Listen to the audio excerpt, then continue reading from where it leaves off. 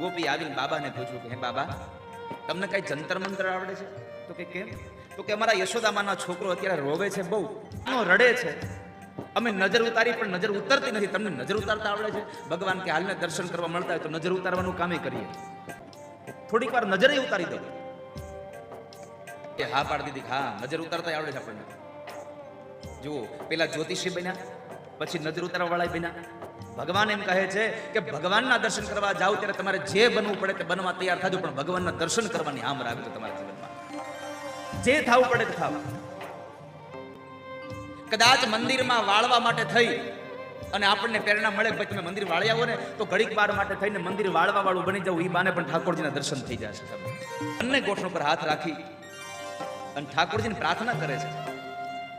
ઓ રંગીલા રણ છોડ શરણ તારે આવ્યો છું.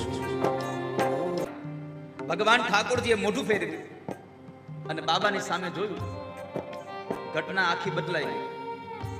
રોતા રોતા આવેલા કૃષ્ણ હવે દાંત કાઢે છે અને ભગવાનની રાહમાં બેઠેલા શંકર હવે રોવા બેઠા છે. કે જે જોઈતું તું મળી ગયું છે. બાબાની આંખમાંથી આંસુ વહી ગયા. એનું મૂળ કારણ એ હતું પ્રભુને જોઈને આંખમાં આંસુ આવી ગયા, હૃદય ભરાઈ ગયા. મંદિરમાં જાઓ એટલો ભગવાન પ્રત્યેનો ભાવ રાખજો, કીર્તન ચાલતા હોય એવો ભાવ રાખજો,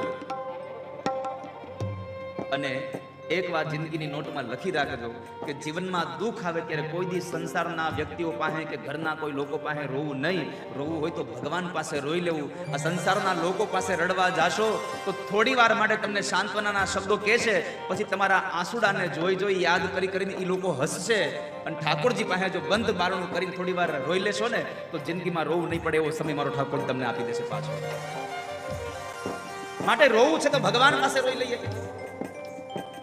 આપણે ગામની પાસે રોવા બેસીએ અને આ દુનિયામાં કઈ એવી ચીજ છે કે જે ભગવાન કરતા હારી દેખાતી હોય? જાવ ને ત્યારે આંખ ખુલ્લી રાખજો, બંધ કરી દેતા ને.